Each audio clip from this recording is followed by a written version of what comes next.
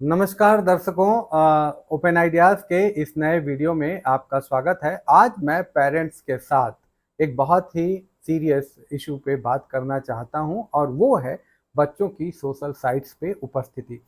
आपको याद होगा कि पिछले दिनों ऑस्ट्रेलिया के प्रधानमंत्री ने इस बात को लेकर चिंता जाहिर की है कि 16 साल से कम उम्र के बच्चे सोशल साइट्स पे ज़्यादा समय बिता रहे हैं, जबकि उनको खेल के मैदान पे फुटबॉल खेलते हुए, स्विमिंग करते हुए या टेनिस खेलते हुए देखना अच्छा रहेगा।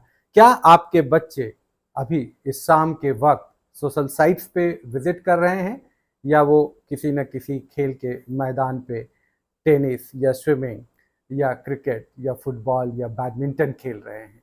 ये आपके लिए एक अलार्मिंग स्थिति है, क्योंकि दुनिया में इस बात को लेके चिंता बढ़ती जा रही है कि लगभग 75% बच्चे जो हैं वो 5 से 7, 8, 9 घंटे अपना समय स्क्रीन के सामने बिता रहे हैं। और ये जो सोशल साइट्स को लेके और इंटरनेट एडिक्शन उनके भीतर बढ़ता जा रहा है, और वो क्या कंटेंट कंज्यूम कर रहे हैं, किस तरह की साइट्स पे जा रहे हैं और किस तरह की उनकी वल्नरेबिलिटी है, किस तरह का उनको रिस्क है, इसके बारे में पेरेंट्स को बहुत कुछ पता नहीं है, क्योंकि वो अपनी भागदौड़ की ज़िंदगी में परेशान हैं। तो सवाल ये है कि आखिर बच्चों को इस सोशल साइट से क्या नुकसान हो सकता है? देखिए, एक तो ये है कि जो साइकोलॉजिकल स्ट्रेस समझ में आ रहा है बच्चों के प्रति, उसको लेके कई लोगों ने, खास तौर से डॉक्टरों ने ये चेतावनी दी है कि बच्चों में एक तो इरिटेशन बढ़ रहा है, उनमें गुस्सा बढ़ रहा है। ये तो खैर सामान्य बात है, स्ट्रेस बढ़ना तो सामान्य बात है, लेकिन इससे ज़्यादा उनकी आँख पे, उनके कमर पे, उनकी गर्दन पे असर पड़ रहा है। और धीरे-धीरे अस्पताल में ऐसे बच्चों की संख्या बढ़ती जा रही है जो लगातार सर दर्द से परेशान हैं, या उनकी आँखें कमज़ोर हो रही हैं, या उनकी गर्दन से लेके और पीठ तक में दर्द है, सर्वाइकल के चैलेंजेस आ रहे हैं। तो आपको लग रहा होगा कि आखिर बच्चा ऐसा क्यों कह रहा है कि उसकी गर्दन में दर्द है या पीठ में दर्द है। दरअसल इसके पीछे जो इंटरनेट और मोबाइल एडिक्शन है, वो एक बहुत बड़ा कारण है। अब देखिए, हो क्या रहा है कि बच्चे कैसे इस पूरे ट्रैप में फंस रहे हैं, इस पूरे जाल में कैसे बच्चे फंस रहे हैं।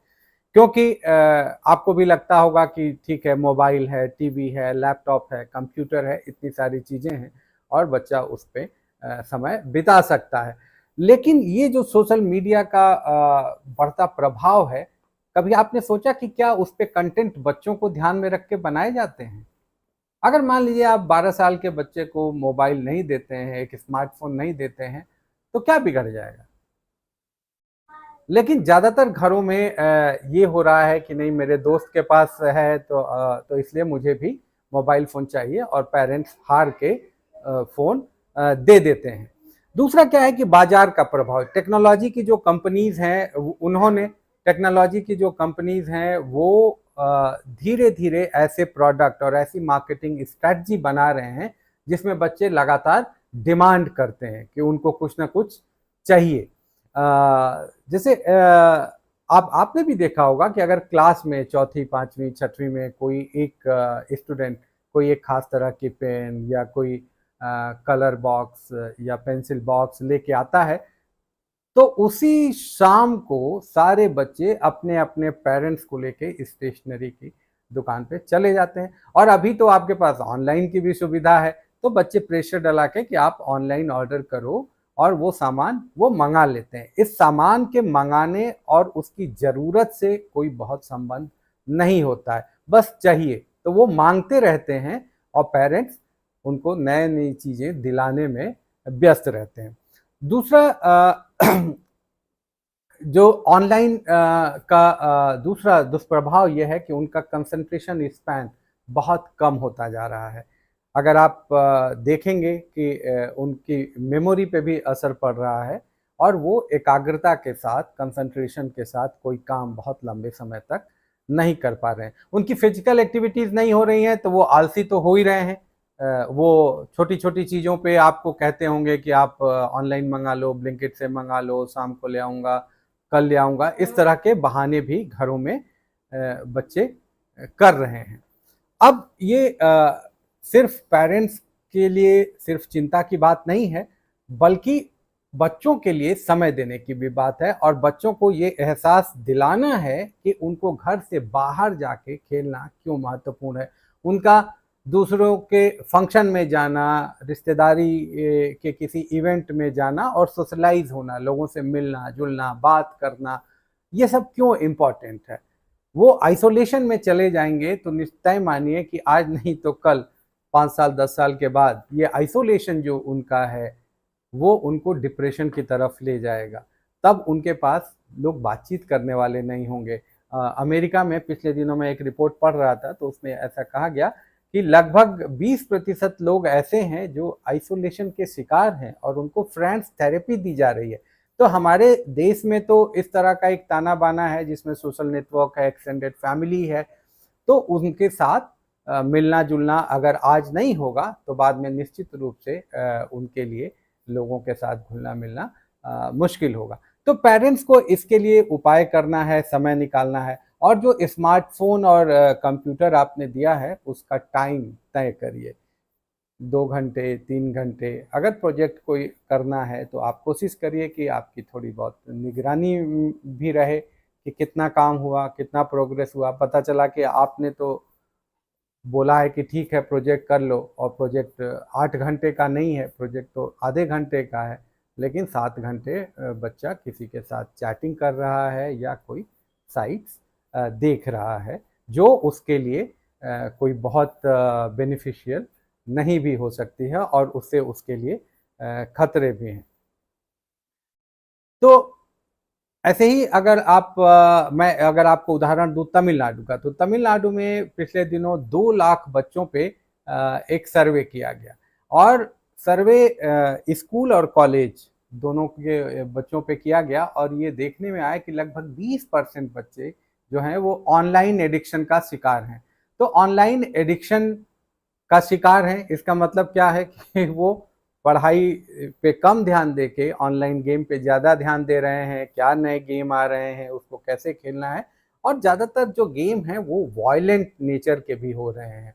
आपने कई बार सुना होगा कि बच्चे जब ऑनलाइन गेम खेल रहे हैं तो वो चिल्लाते भी हैं कि मार मार पकड़ो पकड़ो, ऐसी-ऐसी बातें भी करते हैं। तो आपको ये ध्यान रखना है कि कहीं ऐसा तो नहीं कि वो हिंसा को एक सामान्य तरीके से ले रहे हैं और धीरे-धीरे उनमें खुद उग्रता बढ़ती जा रही है, क्योंकि आपने देखा होगा बहुत सारे घरों में एडोलसेंट बच्चे जो हैं वो काफ़ी एग्रेसिव बिहेवियर करने लगे हैं।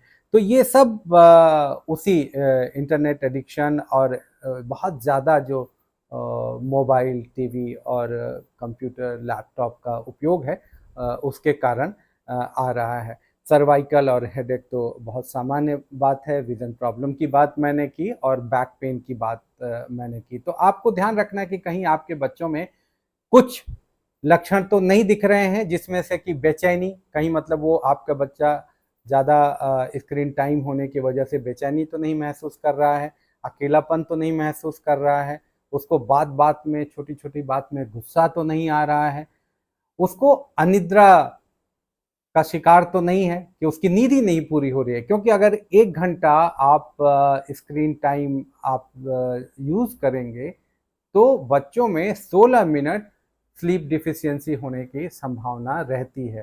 तो अगर मान लीजिए कि 5 घंटा कोई बच्चा अगर स्क्रीन टाइम रखता है तो 80 मिनट्स उसकी नींद कम हो सकती है और पढ़ाई में तो मन नहीं ही लगेगा क्योंकि इतना डिस्ट्रक्शन दिमाग में रहेगा।